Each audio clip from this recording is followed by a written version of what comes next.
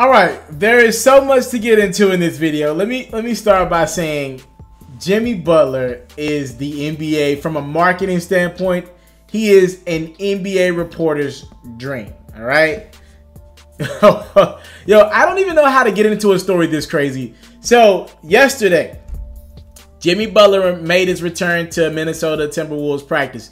Here's the reality of the situation. In the NFL, you can hold out as a player.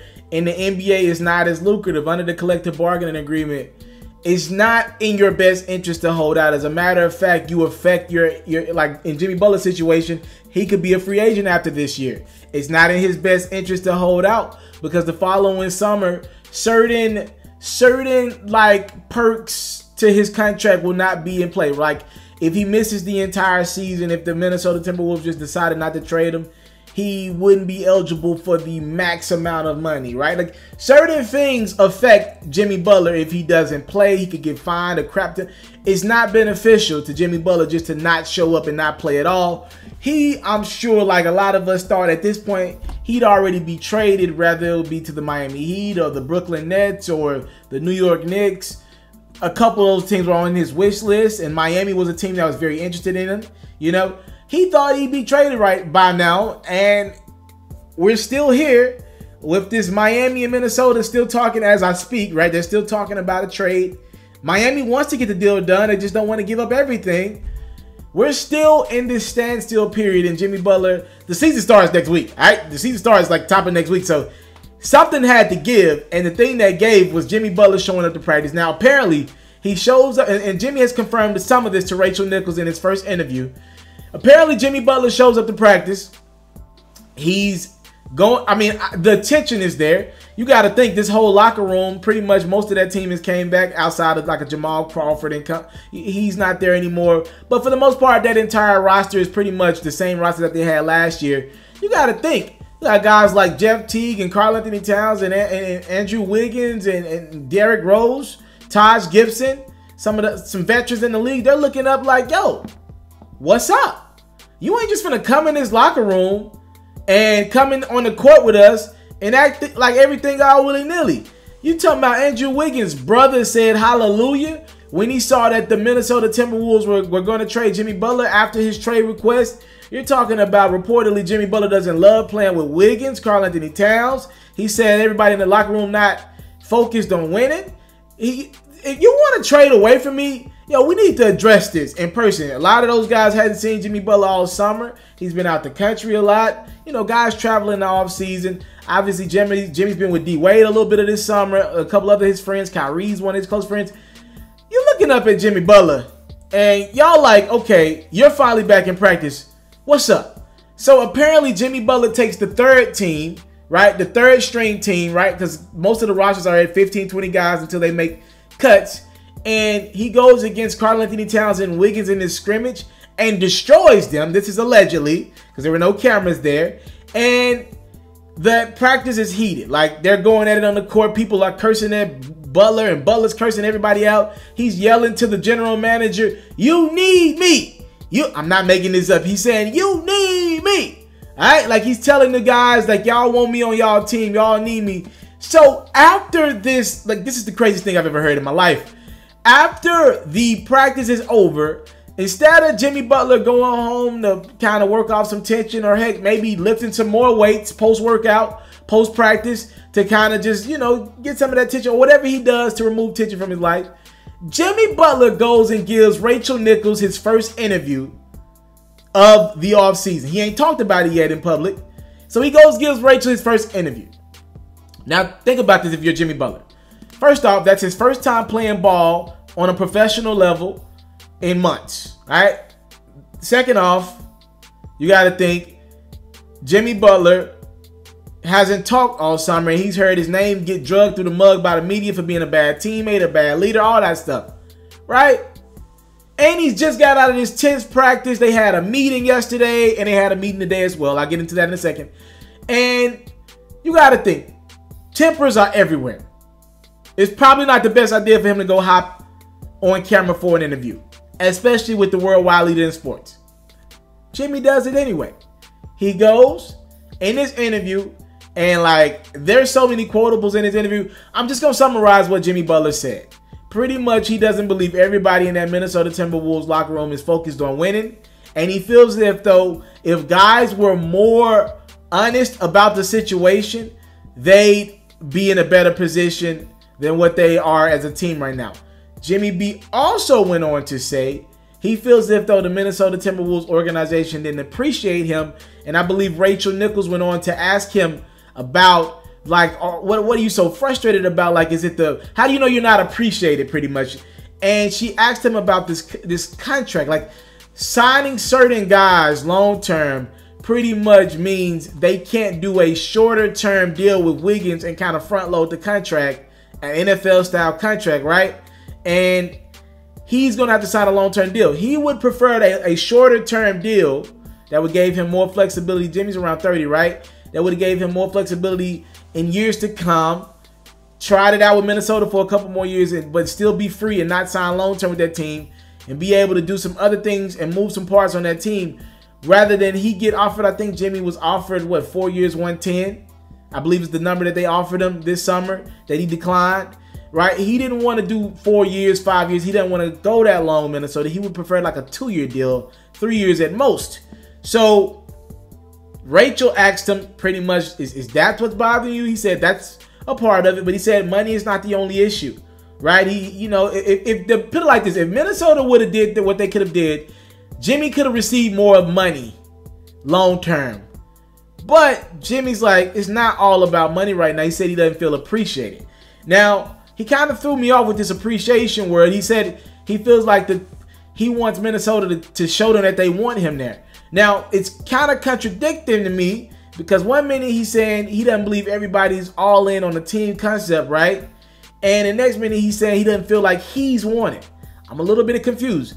All I know, if Minnesota pulls off a trade with Jimmy Butler involved in it and he's now on the Miami Heat or wherever he goes, that would be his 3rd team in 3 years, essentially. That ain't good. You can't tell me all about winning and you end up on 3 teams in 3 years.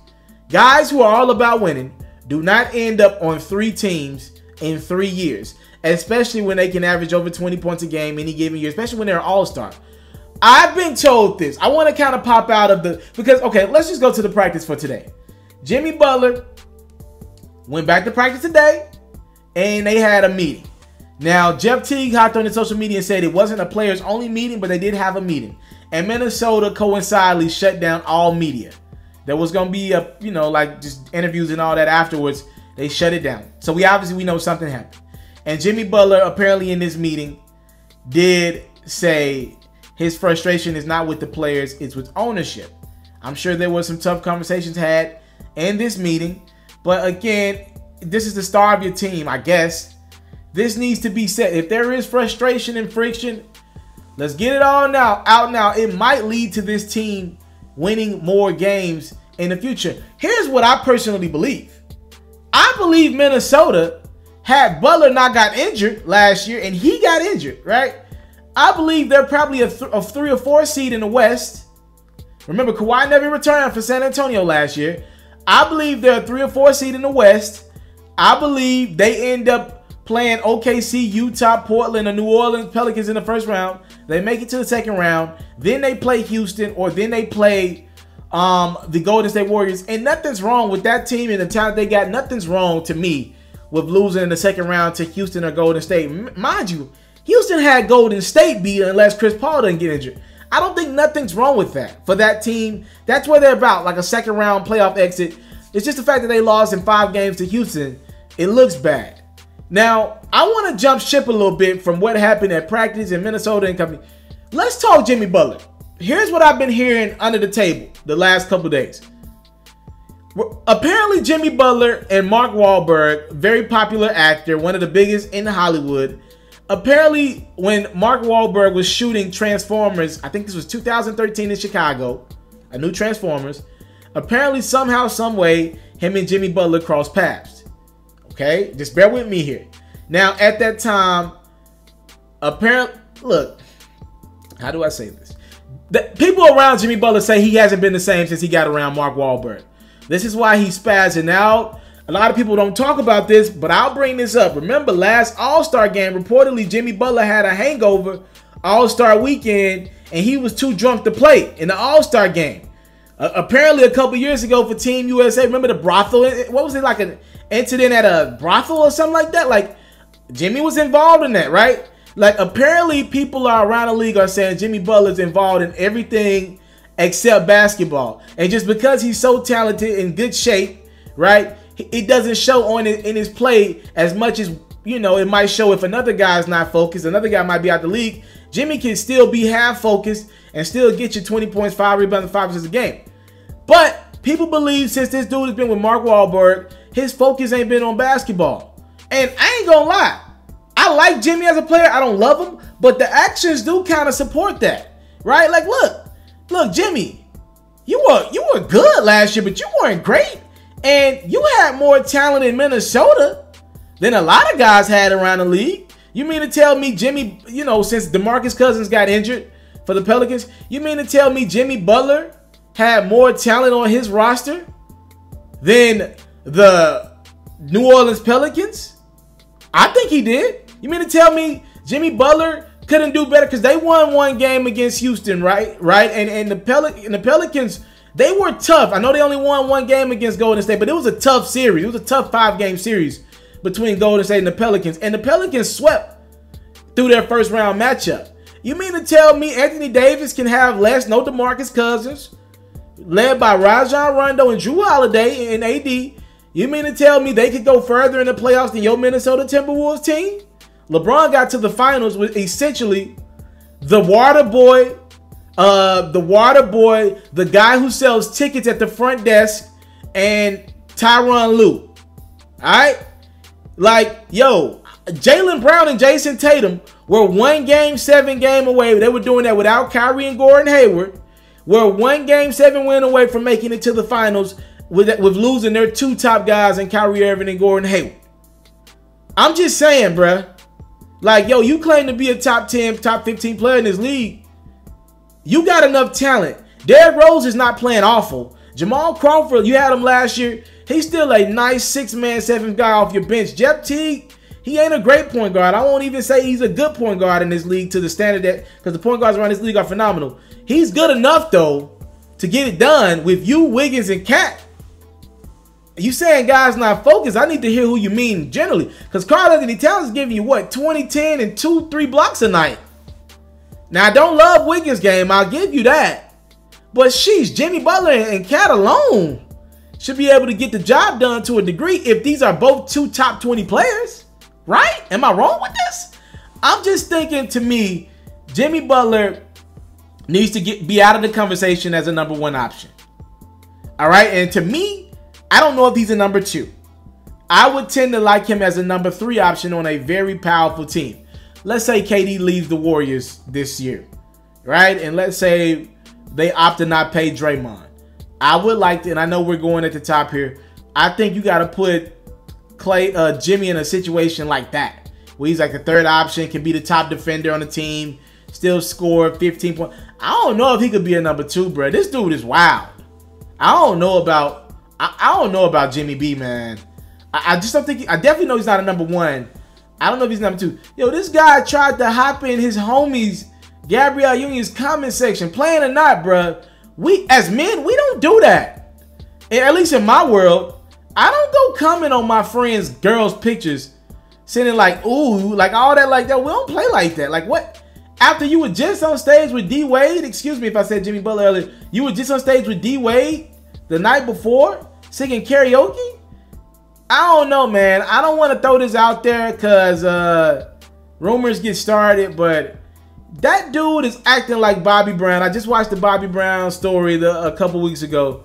That dude is the NBA's version of Bobby Brown or Whitney Houston, right? Whichever you think was more suitable.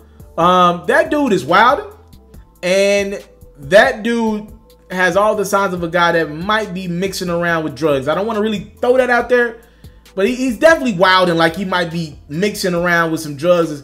His actions just don't make sense. Why would you do an interview 5 minutes after you leave, or however long it was, after you leave a heated exchange, obviously you're going to say stuff in front of millions of people. Though it might be honesty to a degree, no one needs to do an interview when they're that upset. Your first day back, you thinking about press? When you don't even know if you're going to be on this team in the next 72 to 96 hours? I don't get Jimmy Butler, man. Missing the All-Star game? That's for your fans, dude. I don't get Jimmy Butler anymore. And also, you're telling me it's about winning, right? You're telling me it's about winning. Do y'all know what teams were on Jimmy Butler's short list? Okay, you know what? Guys around the NBA like Lou Williams, right? Doc Rivers, either you like him or you hate him. If you want to tell me Jimmy Butler believes he can convince Kyrie Irving or somebody else to come play with him with the Clippers, all right, I'll give you that. All right? So if you're telling me Jimmy Butler wanted to get traded to, because these are the teams that's on his short list, right? You telling me Jimmy B want to play with the Clippers? Okay. I wouldn't do it. I think he got more there in Minnesota. Thibodeau, to me, is as good of, if not better, a coach than Doc Rivers. You want to go play with Lou Williams and company in Minnesota? In Los Angeles with the Clippers? Okay, fine. You want to go play with the Knicks? I know that move wouldn't be about this year. You want to go play with New York? Kristaps Porzingis looks like to be one of the guys of the future. He'll be back the following season, 2020, whatever, 2019, 2020. You want to go play with them? You play with him? Okay, I can see how that could be a future. KD rumored to be interested. Okay, I can see that. Maybe you can convince Kyrie to go to New York. Unless Jimmy Butler knows something that we don't know, like he has a guy that's willing to commit with him, a la a Kyrie-type talent, to whatever team he goes to. This doesn't make sense to me. One of the teams on Jimmy Butler's short list was the Brooklyn Nets. All right, let me ask you guys a question. What in the hell has screamed winning to you about the Brooklyn Nets over the last decade? Even let's go back to when they were the New Jersey Nets.